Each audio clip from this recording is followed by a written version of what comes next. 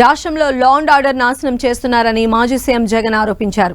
పోలీసుల సమక్షంలోనే పెద్ద సుబ్బరాయుడిని హత్య చేసి అతని భార్యపై కూడా దాడి చేశారని జగన్ ఆరోపిస్తున్నారు. పోలీసుల ఎదుటే నిందితులు ఉన్నా ఎందుకు పట్టించుకోలేదని వైఎస్ జగన్ నిలదీశారు. సీతారాంపురంలో సుబ్బారాయుడు కుటుంబాన్ని వైఎస్ జగన్ పరామర్శించారు. ఊళ్లలో ఆధిపత్యం కోసం వ్యవస్థల్ని భ్రష్టు పట్టిస్తున్నారని మండిపడ్డారు. 35-40 మంది ఒక చోట ఏకమై రాడ్లు పట్టుకొని తుపాకులు కూడా ఉన్నాయి. తుపాకులు కూడా చూపించారు. నారపురెడ్డి రాత్రి 9:30 గంటలకు ఎస్ఐకు తాను ఫోన్ చేస్తే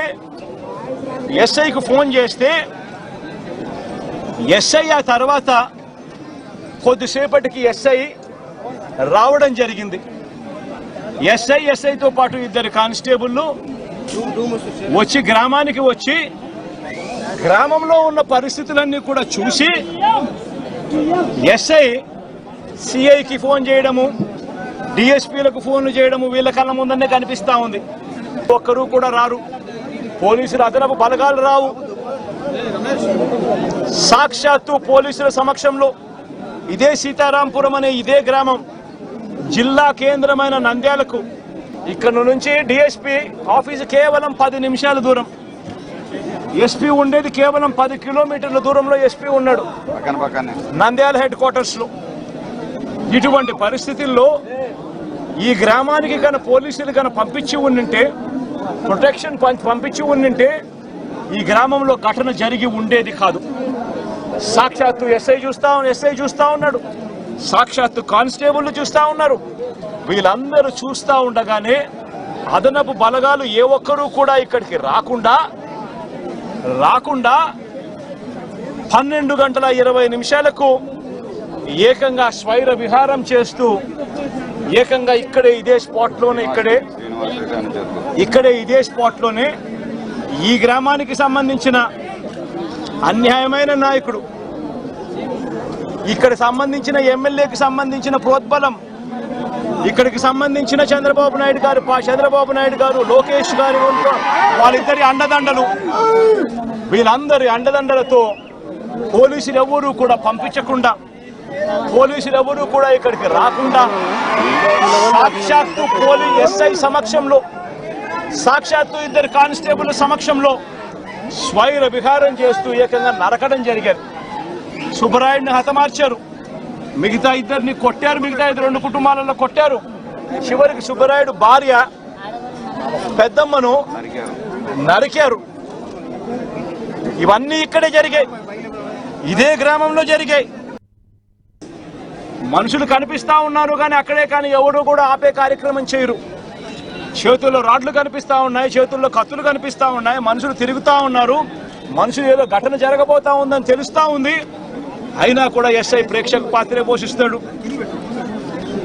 ఎస్ఐతో పాటు వచ్చిన 2 కానిస్టేబుల్ ప్రేక్షక పాత్రే పోషిస్తారు. ఎస్ఐ సిఐకి ఫోన్ చేస్తా ఉన్నట్టుగా, డిఎస్పీకి ఫోన్ చేస్తా ఉన్నట్టుగా, మిగతా వాళ్ళకి ఫోన్ చేస్తా ఉన్నట్టుగా వీళ్ళకు గ్రామంలో కనిపిస్తా ఉంది. కానీ ఏ ఒక్కరూ కూడా ఊర్లలో ఆధిపత్యం కోసం ఏ రకంగా వ్యవస్థలను భ్రష్టుపట్టిస్తూ, పోలీసులను నిస్తేదం చేస్తూ, పోలీసుల సమక్షంలోనే ఏ రకంగా లా అండ్ ఆర్డర్ను నాశనం చేస్తా ఉన్న పరిస్థితి ఈ గ్రామంలో, ఈ సీతారాంపురం గ్రామంలో సుబ్బరాయుడన్న ఊర్లలో ఆధిపత్యం కోసం ఏ రకంగా వ్యవస్థలను భ్రష్టుపట్టిస్తూ, పోలీసులను నిస్తేదం చేస్తూ, పోలీసుల సమక్షంలోనే ఏ రకంగా లా అండ్ ఆర్డర్ను నాశనం చేస్తా ఉన్న పరిస్థితి ఈ గ్రామంలో, ఈ సీతారాంపురం గ్రామంలో సుబ్బరాయుడన్న కుటుంబానికి జరిగిన అన్యాయం ఒక్కసారి గమనిస్తే ఇక్కడే కనిపిస్తుంది.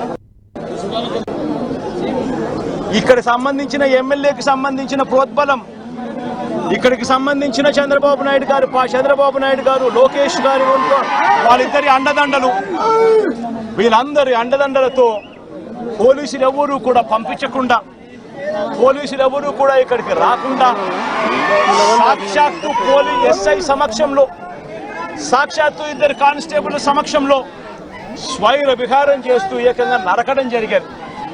సుబ్బరాయుడిని హతమార్చారు, మిగతా ఇద్దరిని కొట్టారు, మిగతా ఇద్దరు 2 కుటుంబాలలో కొట్టారు. చివరికి సుబ్బరాయుడు భార్య పెద్దమ్మను నరికారు.